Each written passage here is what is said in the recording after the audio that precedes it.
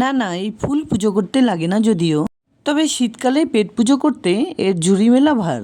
সব কিছুর সঙ্গে খাওয়ার মতো আলু ফুলকপির দুর্দান্ত স্বাদের ইউনিক একটি রেসিপি তোমাদের সঙ্গে শেয়ার করছি। আশা করছি সবার খুব ভালো লাগবে। রেসিপিটি বানানোর জন্য ফুলকপি থেকে বোটা কেটে বাদ দিয়ে দুটো কপি নিয়েছি, আর সঙ্গে নিয়েছি দুটো বড় সাইজের আলু। এবার কপির বোটা কেটে বাদ দিয়ে ফুলগুলোকে আলতো করে ছাড়িয়ে নিচ্ছি।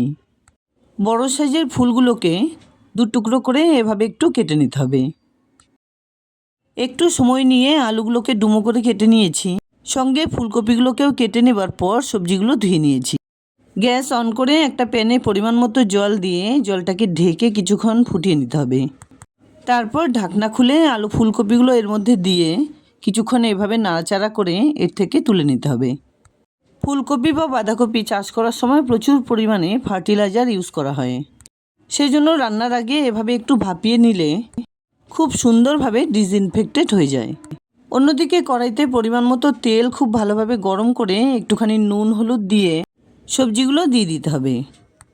তারপর কন্টিনিউ নাড়াচাড়া করে আলু ফুলকপিগুলোকে ভেজে নেবার পর তেল ছেঁকে তুলে রাখতে হবে।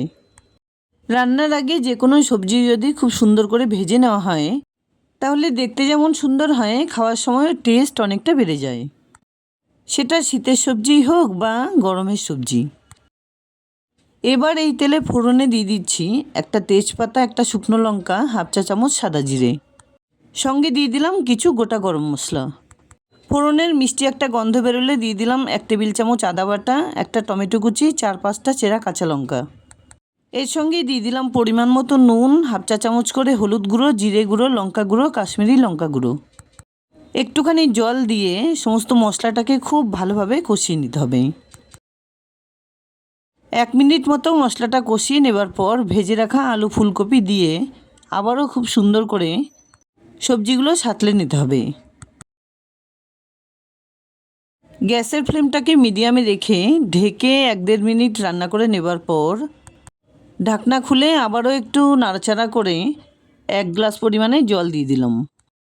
এই রান্নাটা কিন্তু খুব একটা পাতলা হলে খেতে ভালো লাগবে না, তাই জলের পরিমাণটা সেই বুঝেই দিতে হবে যাতে সবজিটা একটু সেদ্ধ হয়। এখানে আমি 1 কেজি দুধের ছানা বানিয়ে ছানাটা ভালোভাবে জল চেপে এভাবে ঝরঝর করে রেখে দিয়েছিলাম।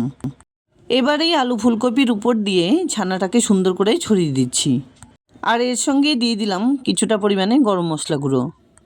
ঢেকে 1 মিনিট মতো রান্না করে নেবার পর নাড়াচাড়া করে খুব সুন্দর করে মিশিয়ে নিতে হবে।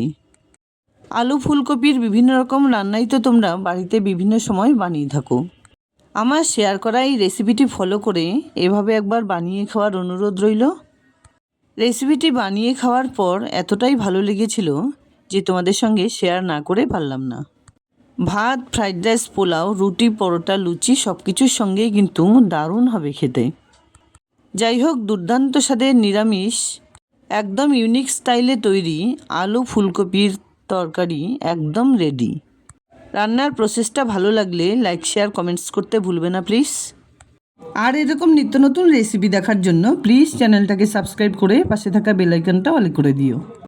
দেখা হচ্ছে নতুন কোনো রেসিপি নিয়ে। ভালো থেকো, ধন্যবাদ।